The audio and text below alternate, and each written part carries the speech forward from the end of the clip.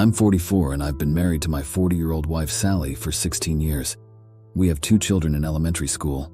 About 2 months ago, she took me aside one night to confess that she had been having an emotional affair, her exact words, with a man named Matt.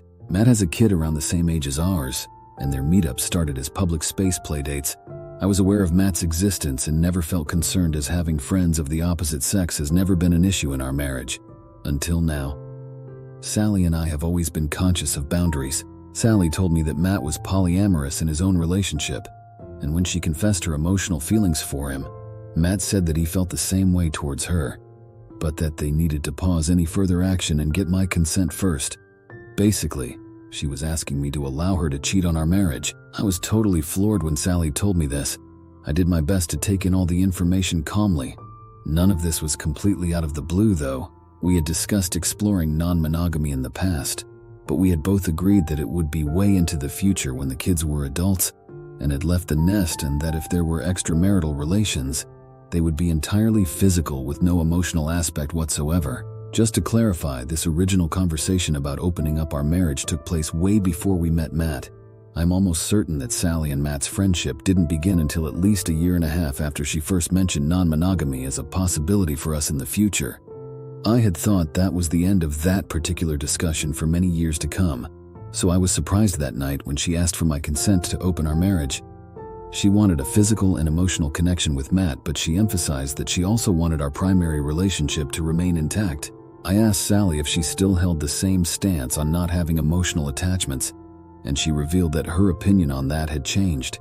She now believes that an emotional connection is necessary before pursuing a physical relationship.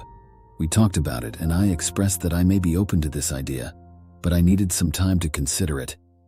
Then we went to bed for the night. And in the middle of the night, my heart started pounding and my mind started racing. I didn't sleep at all. None of this felt right to me, and before the week was up, we were contacting marriage therapists. Sally handled this, and she picked a therapist who specialized in both marriage counseling and open relationships.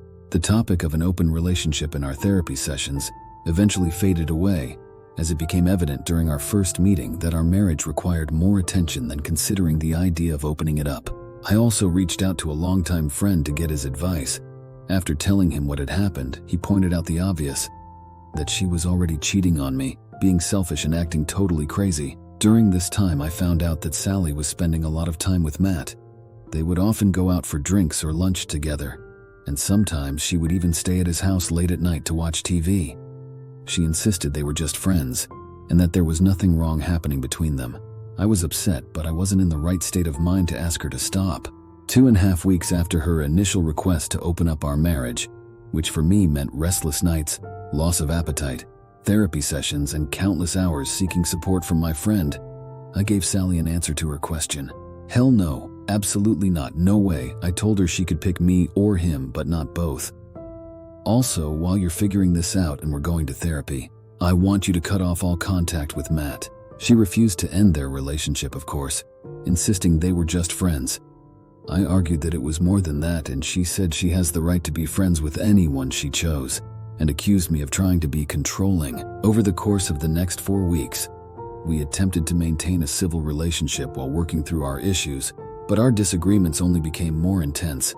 We went on a couple of dates in an effort to improve things, but while I believed they were successful, she felt they lacked sincerity.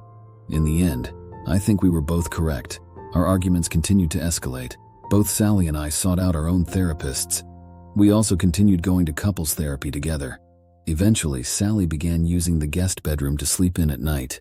After realizing that she couldn't disconnect from Matt, I made an executive decision and told her that I would be arranging a face-to-face meeting with him. And I did just that. He didn't want to meet without her, and I said I don't care. I had 3 objectives for our meeting. 1. To verify the validity of my wife's claims, since she was the only source I had about this entire situation. 2. To look him in the eye while asking him these questions and gauge his reaction. 3. To instruct him to end all communication with my wife while we were in therapy and still married. Initially, he insisted that they were just friends. However, during our conversation, his story changed to, my feelings towards Sally are personal and not open for discussion. I confronted him about his relationship with her and told him to end it. His response was, I believe in supporting her decisions. I reminded him that as an adult, he also had a choice, and he was choosing to undermine our marriage. He remained silent, so I said, "We're done here."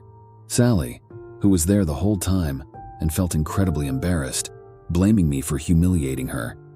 However, I felt like there was no other choice but to do what I did. By the following night, she had already made her decision and asked for a divorce. The moment she explicitly told me she wanted a divorce was the most difficult for me. Her voice held such certainty and conviction. This exchange happened a few weeks ago. Since then, I've been avoiding talking to Sally except for anything necessary related to our children or household chores. But I avoid talking about our relationship. There are no arguments and no displays of emotion. When she mentions going out to see Matt, my response is always a simple, "Okay." One day she discovered that I had opened up to others about her emotional affair, including her parents. Her anger was unlike anything I had ever seen before. She seethed at me, but I kept my outward emotions blank, showed no reaction, and refused to engage any further. She blamed me for destroying her relationship with her parents forever, but I couldn't help but think, "No, you did that yourself." However, I kept my thoughts to myself, and that brings us to the current moment. I have an upcoming meeting with a lawyer for guidance. My sleep has improved greatly, and I'm taking good care of myself by eating well and staying active. Sally means everything to me, but I understand that it takes effort from both of us to make our relationship work. If she decides to return, I will consider taking her back.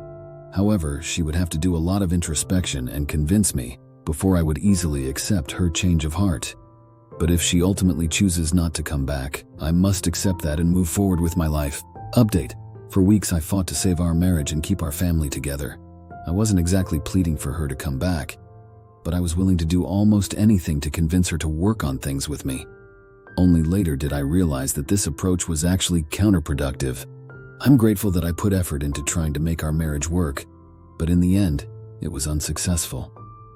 Sally is gone from my life and entered into a polyamorous relationship with Matt as one extra woman added to his roster of women.